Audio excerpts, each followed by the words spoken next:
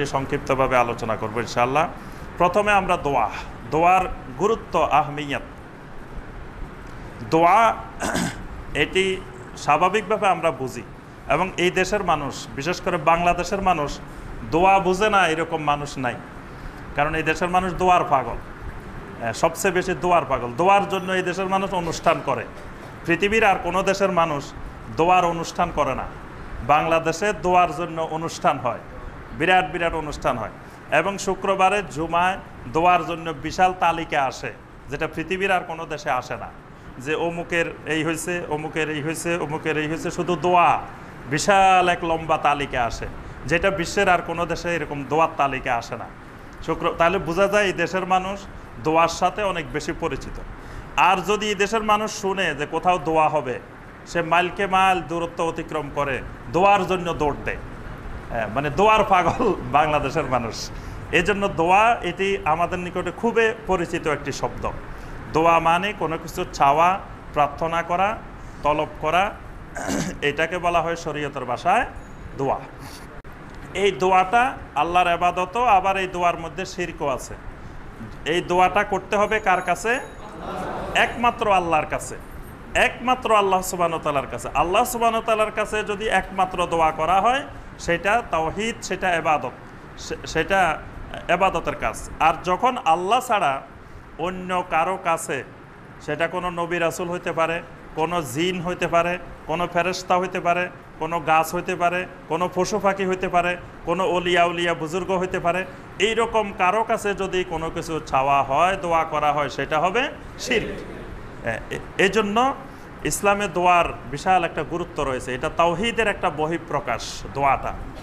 আমরা দোয়ার গুরুত্ব সম্পর্কে কয়েকটি আয়াত দেখব। সূরা আল বাকারার 186 নম্বর আয়াত আল্লাহ পাক ইরশাদ করেন, ওয়া ইযা সাআলাকা ইবাদি আন্নী ফাইন্নী করিব উজিবু দাওয়াতাদ দাঈ ইযা দান।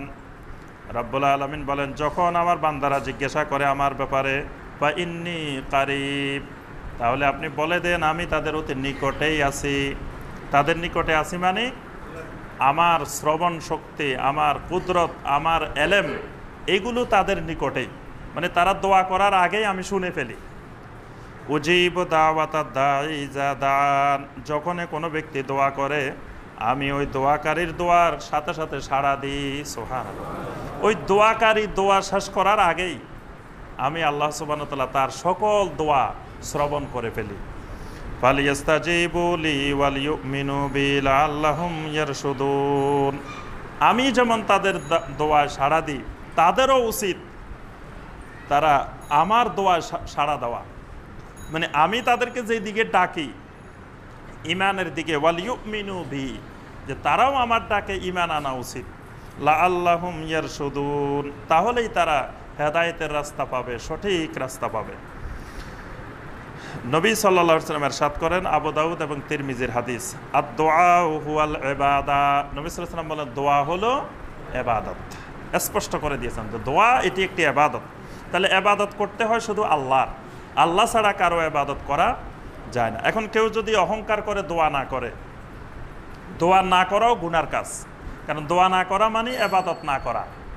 এজন্য নবী সাল্লাল্লাহু আলাইহি ওয়াসাল্লাম সাথে সাথে কোরআনে কারিমে সূরা ফাতিরের 60 নম্বর আয়াত তেলাওয়াত করে শুনাইলেন, ওয়া ক্বালা রাব্বুকুম উদউনি আস্তাজিব লাকুম। তোমাদের রব বলেন উদউনি আস্তাজিব লাকুম, তোমরা আমার কাছে দোয়া করো, আমি তোমাদের দোয়া কবুল করব। সুবহানাল্লাহ। আল্লাহর একটা নামই আছে মুজিব, মুজিবুদ দাওয়াত। মুজিবুদ দাওয়াত মানে দোয়া কবুলকারী। বান্দা দোয়া করবে, আল্লাহ কবুল করবেন।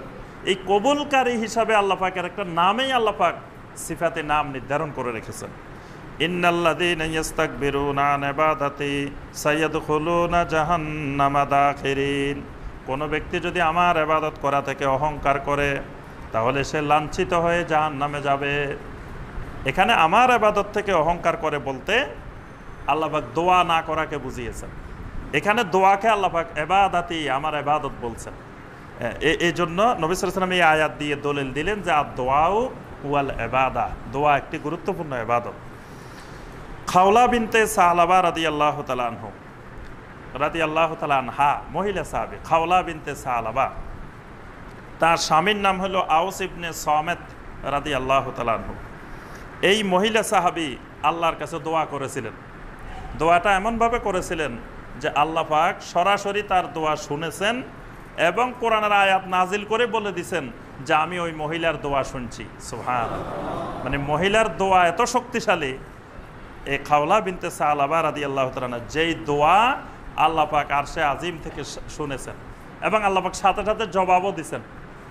সূরা আল মুজাদালার 1 নম্বর আয়াত আল্লাহ পাক বলছেন, কাদ সামি আল্লাহু কাওলাল্লাতী তুজাদিলুকা ফি যাওজিহা ওয়া তাশতাকি ইলাল্লাহ।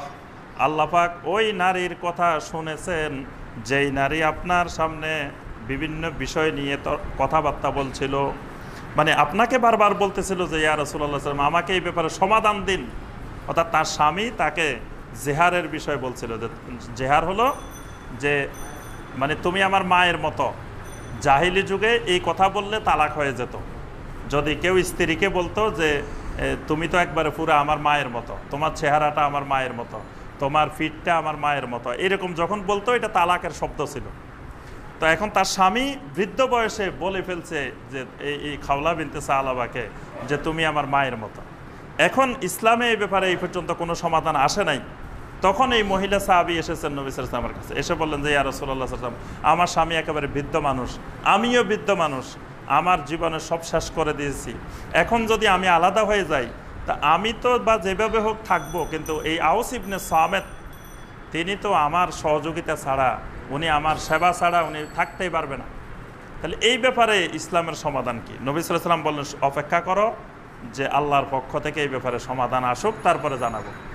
তিনি তাড়াতাড়ি জানতে চান, যে বারবার নবী সাল্লাল্লাহু আলাইহি ওয়াসাল্লামকে বলতেছিলেন যে ইয়া রাসূলুল্লাহ সাল্লাল্লাহু আলাইহি ওয়াসাল্লাম আপনি একটু আল্লাহর কাছে দোয়া করেন, আপনি একটু আল্লাহর কাছে বলেন। তা আল্লাহ পাক বলছেন যে এখানে রাসূল বলা লাগে নাই, মহিলার কথাই আল্লাহ শুনছেন। সুবহানাল্লাহ।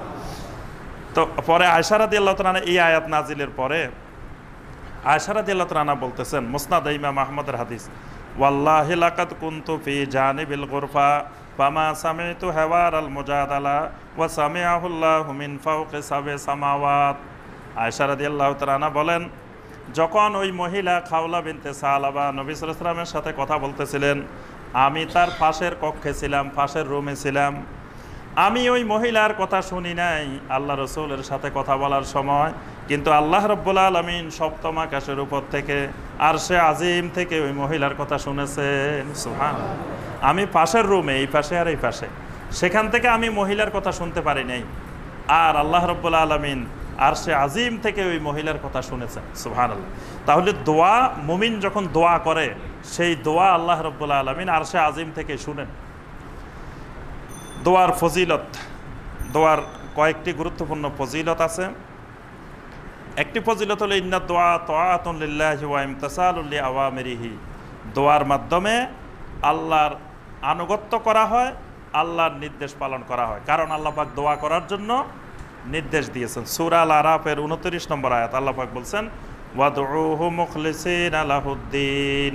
ওয়াদউহু, বান্দা তোমরা আল্লাহর কাছে দোয়া করো, তবে দোয়াটা করবা মুখলিসিনা লাহুদ্দিন, দিনকে আল্লাহর জন্য খালেস করে। দিনকে আল্লাহর জন্য খালেস করা, এটার অর্থ কি? এটার অর্থ হলো মানে শুধুমাত্র আল্লাহর কাছে দোয়া করবা, আর কোনো জায়গায় দোয়া করা যাবে না। যদি মনে করো যে আল্লাহর কাছেও বলে রাখলাম, আবার অন্যদিকেও বলে রাখলাম, যেখান থেকে কাজ হয়, 4-5 জায়গায় লাইন দিয়ে রাখছি, কয় ভাই 4-5 জায়গায় পাসপোর্ট দিয়ে রাখছি, দেখি যেখান থেকে ভিসা আসে সেই দেশে পাঠাবো।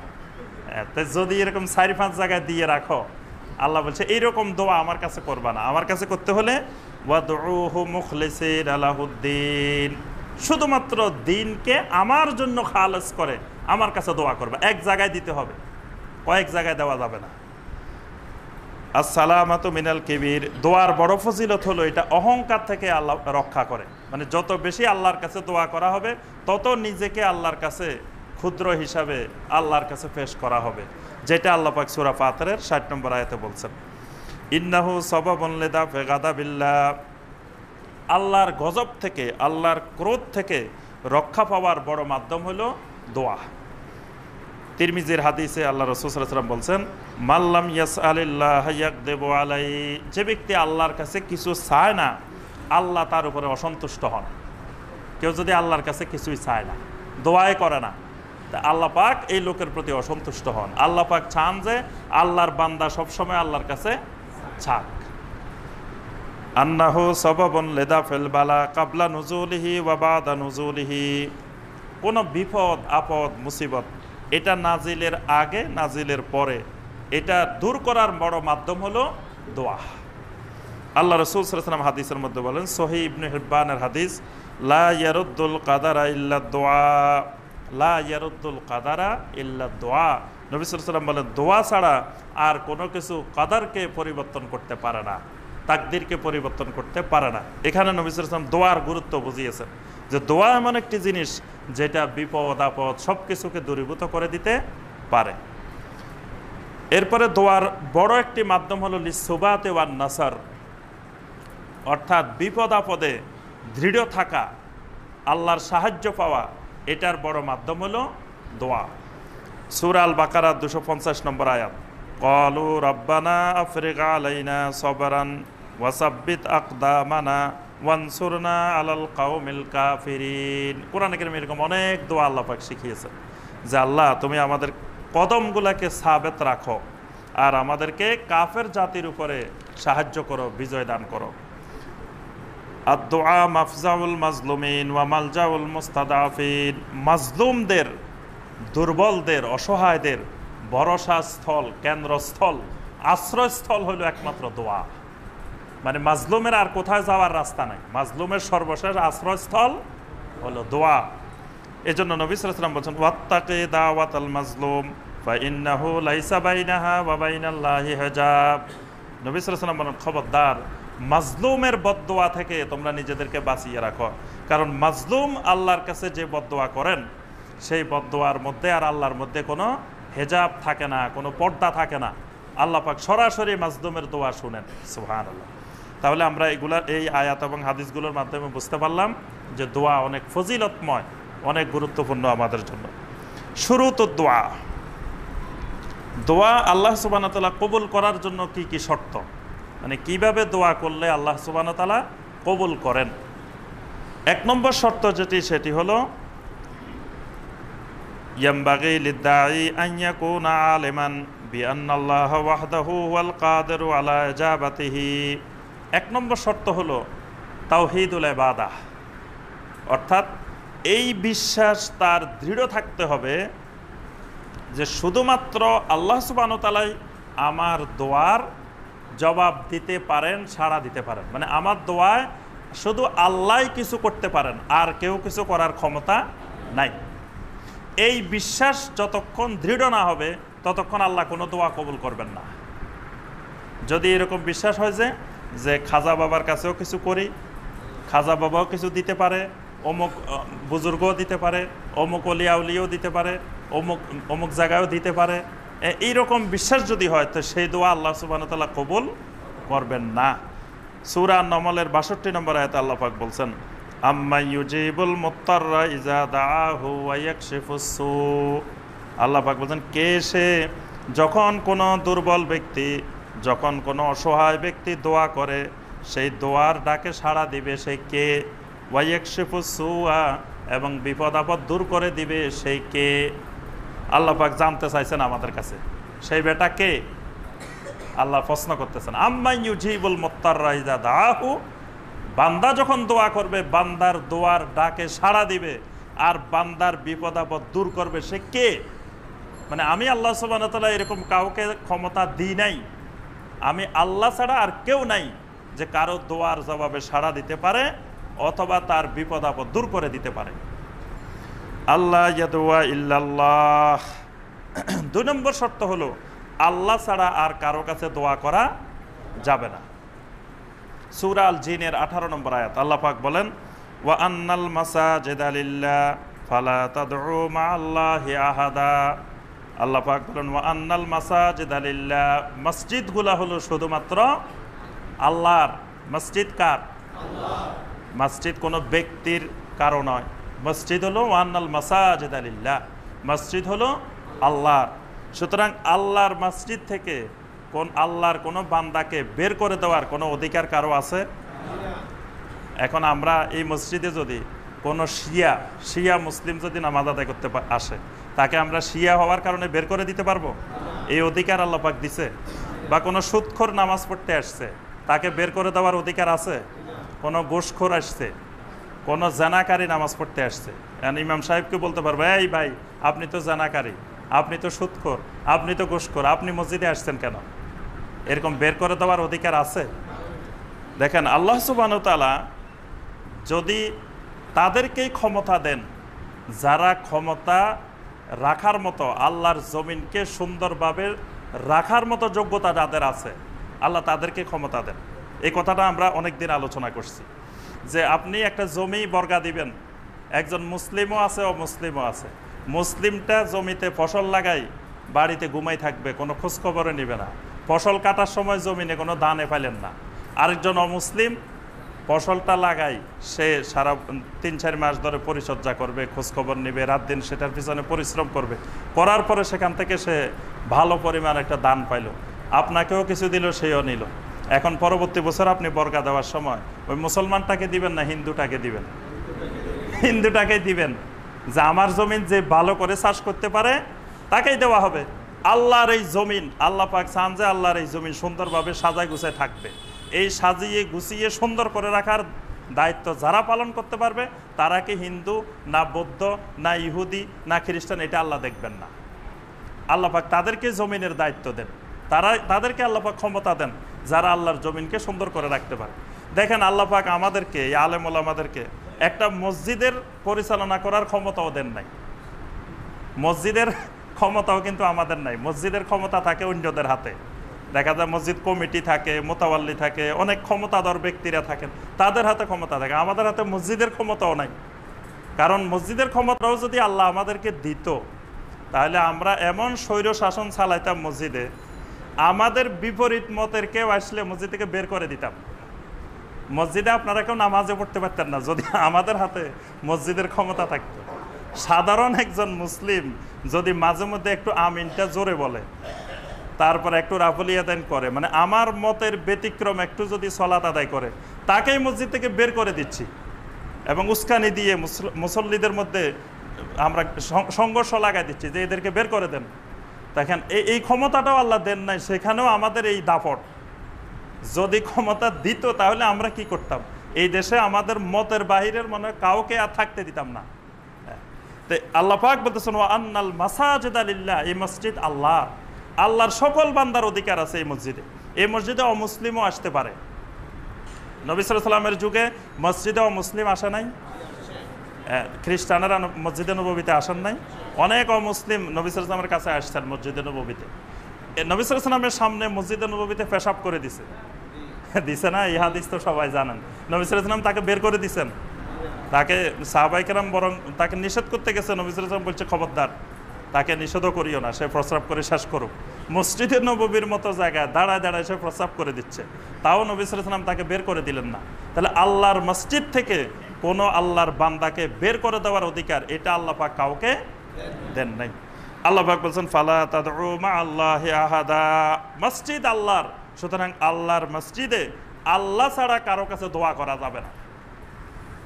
দেখা যায় অনেক মসজিদেও আল্লাহ ছাড়া খাজা বাবার কাছে দোয়া করে, তারপরে ইয়া রাসূল আল্লাহর কাছে দোয়া করে, ইয়া আলীর কাছে দোয়া করে, ইয়া গাউসুল আজমের কাছে দোয়া করে মসজিদে। আল্লাহ বলছেন মসজিদ আল্লাহর, মসজিদে দোয়া হবে শুধু আল্লাহর কাছে। আত-তাওয়াসসুলু বিআসমাইল্লাহি ওয়া সিফাতিহি, আল্লাহর কাছে দোয়া করার সময় আল্লাহর নামের এবং সিফাতের উসিলা দিয়ে দিয়ে দোয়া করতে হবে। আল্লাহর যতগুলো সুন্দর সুন্দর নাম আছে এগুলোর উসিলা দিয়ে, আল্লাহ তুমি তো রহমান, আমার প্রতি রহম করো। আল্লাহ তুমি রহিম, তুমি আমার প্রতি রহম করো। আল্লাহ তুমি গাফফার, আমাকে ক্ষমা করে দাও। আল্লাহ তুমি খালেক, তুমি রাজ্জাক, আমাকে রিজিক দাও। আল্লাহর এই সুন্দর সুন্দর নামগুলো ধরে ধরে এগুলার উসিলা দিয়ে, কিন্তু আমরা সেগুলার উসিলা না দিয়ে অমুকের উসিলা তমুকের উসিলা, দুনিয়ার সব উসিলা। আল্লাহর এত সুন্দর সুন্দর নাম। আল্লাহ পাক সূরা আল আরাফের 180 নম্বর আয়াতে আল্লাহ পাক বলছেন ওয়ালিল্লাহিল আসমাউল হুসনা ফাদউহু বিহা, আল্লাহর অনেক সুন্দর সুন্দর নাম আছে, তোমরা আল্লাহর সুন্দর নামগুলো দিয়ে আল্লাহর কাছে দোয়া করো। এরপর আল্লাহর কাছে দোয়া করতে হবে আমলের সওয়ালের উসিলা দিয়ে, আমলের উসিলা দিয়ে। যেমনিভাবে ওই যে 3 জন সাহাবী পাহাড়ের গুহার মধ্যে ঢুকার পরে বের হতে পারতেছেন না, তখন তিনজনে তিনটা আমলের উসিলা দিলেন, দেওয়ার পরে আল্লাহ পাক সরাই দিলেন। এরকম বিভিন্ন আমলের উসিলা দিয়ে দিয়ে আল্লাহর কাছে দোয়া করতে হবে। আরেকটা হলো, যিনি দোয়া করবেন উনি ইস্তেজাল থেকে দূরে থাকতে হবে। মানে এখন দোয়া করলাম, এখনের রেজাল্ট চাই। আমাদের অবস্থা হলো এরকম যে হুজুরের জুমায় দোয়া করছে, বাড়ির যায় যাতে এটা রেজাল্ট পাই, সাথে সাথে, দেরি করা যাবে না। একজন দায়ী যিনি দোয়া করবেন তাকে সবসময় খেয়াল রাখতে হবে, তাড়াতাড়ি পাওয়ার আশা করা যাবে না। মুমিনের প্রত্যেক দোয়া আল্লাহ পাক কবুল করেন, কিন্তু কোনো দোয়ার রেজাল্ট আল্লাহ পাক সাথে সাথে দেন। কোনোটা 1 মাস পরে দেন, কোনোটা 1 বছর পরে দেন, কোনোটা 6 বছর পরে দিবেন, কোনোটা 10 বছর পরে দিবেন, কোনোটা দুনিয়াতেই দিবেন না। মানে আল্লাহ পাক তার জন্য যখন কল্যাণকর মনে করবেন তখন দিবেন। আর যদি মনে করেন যে এটা দিলে আমার এই বান্দার দুনিয়াতে কল্যাণ করে হবে না, এটা দুনিয়াতেও দিবেন না, এটা আল্লাহ পাক আখিরাতে দিবেন। কিন্তু এই কথা বলা যাবে না যে আমার দোয়া কবুল হয় নাই। দোয়া সব কবুল হয়েছে, আমরা যত দোয়া করি মুমিনের সব কবুল, কিন্তু রেজাল্ট সাথে সাথে আসবে না। এই ইস্তেজাল করা নিষেধ, আল্লাহ রাসূল সাল্লাল্লাহু আলাইহি ওয়াসাল্লাম নিষেধ করছেন। সহিহ আল বুখারীর হাদিস, নবী সাল্লাল্লাহু আলাইহি ওয়াসাল্লাম বলেন, ইউস্তাজাবু লিআহাদিকুম মা লাম ইয়াজাল ইয়াকুলু দাউতু ফালাম ইউস্তাজাব লি। নবী সাল্লাল্লাহু আলাইহি ওয়াসাল্লাম বলেন, তোমাদের সব দোয়া কবুল করা হয় মা লাম ইয়াজাল, যতক্ষণ না এটা তাড়াহুড়া করা না হয়। আর তাড়াহুড়া করে বলে দাউতু ফালাম ইউস্তাজাব লি, দোয়া করলাম কই রেজাল্ট তো পেলাম না। নবী সাল্লাল্লাহু আলাইহি ওয়াসাল্লাম বলেন, এইরকম যদি করো তাহলে ওই দোয়া আল্লাহ কবুল করেন না।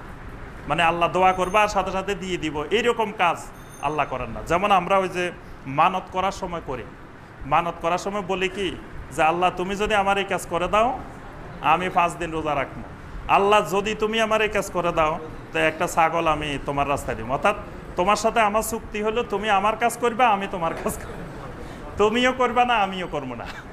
দেখা গেল কাজটা হয় নাই, পরে দিই, পরে আমিও ছাগল দিব না।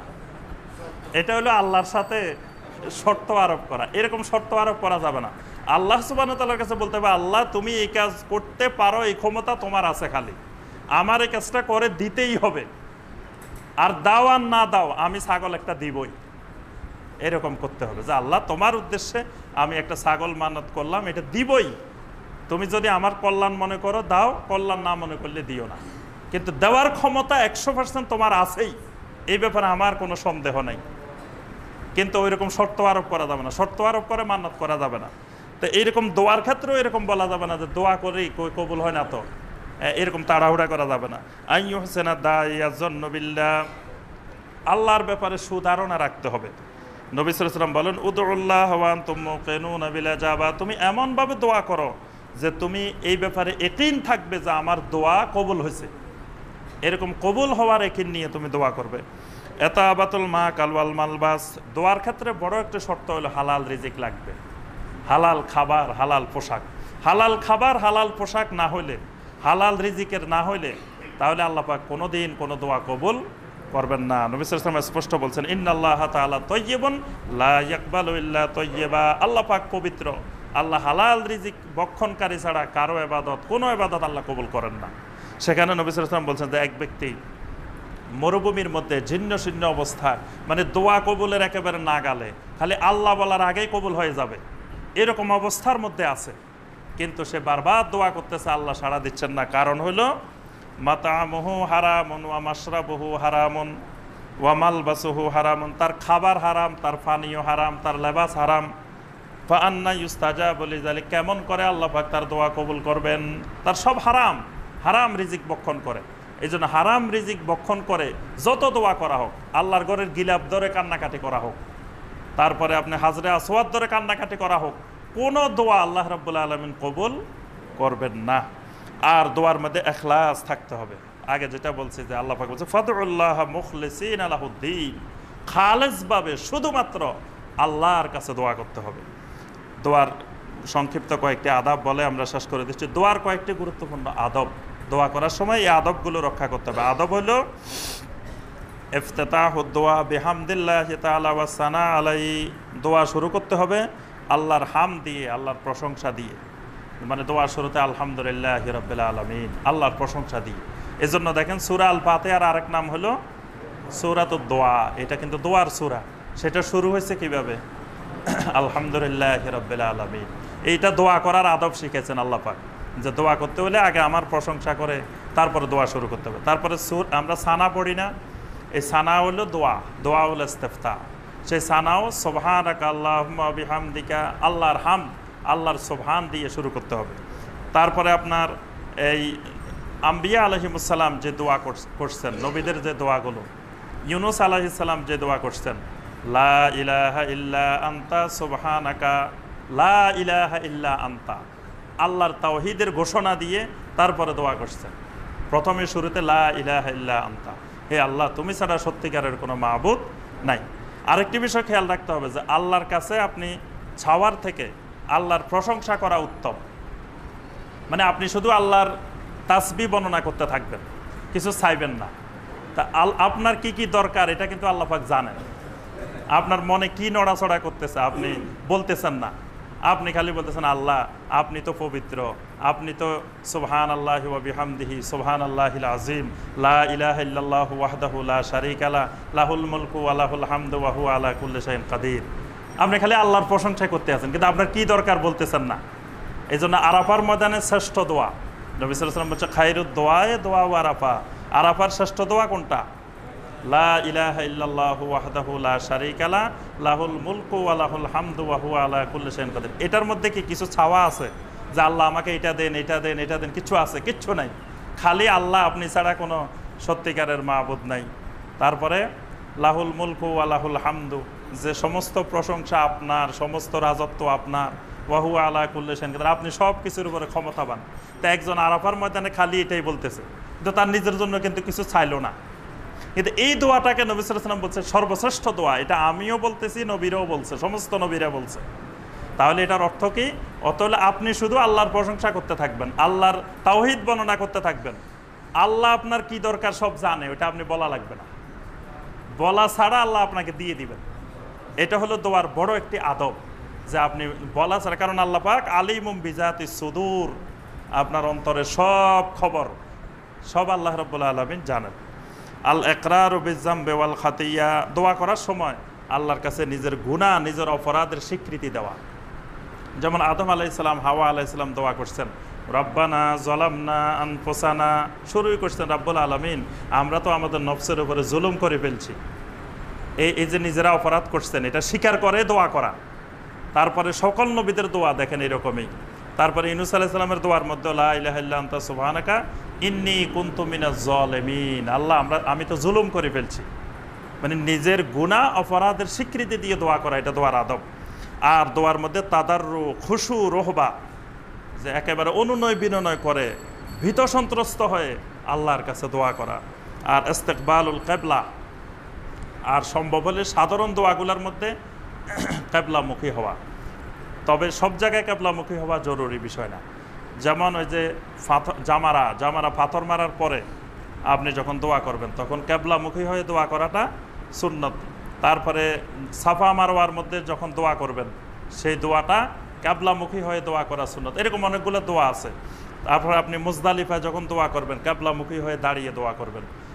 তারপর আরাফাতে যখন দোয়া করবেন কিবলামুখী হয়ে দোয়া করবেন। এরকম মানে নর্মাল জায়গাগুলোতে, যেমন আবার মসজিদে ঢুকবেন, তো মসজিদে ঢুকবেন, বের হবেন, ঢুকার সময় তো ঠিক আছে কিবলামুখী, কারণ বাইরে হওয়ার সময় কি কিবলামুখী? কিবলা পিছনে দিয়ে তো বের হবেন, তো তখন আপনি মসজিদ থেকে বের হওয়ার দোয়া পড়বেন না। তখনও যদি আপনি কিবলামুখী হয়ে দোয়া পড়তে পড়তে বাইরে হন, এরকম সব জায়গায় কিবলামুখী জরুরি না। আরেকটা বিষয় হলো ইয়ারফাউ দাইয়াদাইহি, মানে সাধারণ একাকী যখন নির্জনে আপনি দোয়া করবেন তখন হাত তোলা, দুই হাত উত্তোলন করা। এই হাত উত্তোলন করাটাও দোয়ার একটা আদব। তবে এটা সব জায়গায় না। আপনি টয়লেটে যাবেন, তখন বাথরুমের সামনে দাঁড়ায় আপনি হাত তুলে দোয়া করবেন যে আল্লাহুম্মা ইন্নী আউযু বিকা মিনাল খুবুসি ওয়াল খাবায়েস। এটা কি হাত তোলা লাগবে? টয়লেট থেকে বের হবেন, মসজিদে ঢুকবেন, মসজিদে বের হবেন, ঘরে ঢুকবেন, ঘরে বেরোন, দোয়া তো সবসময় চলতেই থাকবে। যেন সব দোয়ার মধ্যে হাত তোলা না। মানে যখন আপনি একাকী আল্লাহর কাছে আপনার ইস্তিগফারের জন্য বা কোনো কিছুর জন্য আপনি দোয়া করতেছেন, তখন আপনি আল্লাহর কাছে হাত তুলে দোয়া করেন। এই হাত তুলে দোয়া করাটা দোয়ার একটা আদব। আল্লাহ পাক আমাদের সবাইকে এই গুরুত্বপূর্ণ ইবাদতটি, দোয়া একমাত্র আল্লাহর কাছে করার, তাওহীদের ভিত্তিতে করার আল্লাহ পাক আমাদেরকে তৌফিক দান করুন। এবং এই দোয়ার ক্ষেত্রে যত শিরিক আছে সমস্ত দোয়ার শিরিক থেকে আল্লাহ আমাদেরকে হেফাজত করুন, সমস্ত দোয়ার বেদাত থেকে আল্লাহ আমাদেরকে হেফাজত করুন। আল্লাহ পাক সারা বিশ্বের মুসলিম উম্মাকে আল্লাহ হেফাজত করুন, খাস করে আমাদের মিয়ানমারের রোহিঙ্গা মুসলিম ভাই বোনদেরকে আল্লাহ হেফাজত করুন। আমিন ইয়া রাব্বাল আলামিন। ওয়াসসালামু আলাইকুম ওয়া রাহমাতুল্লাহি ওয়া বারাকাতুহু।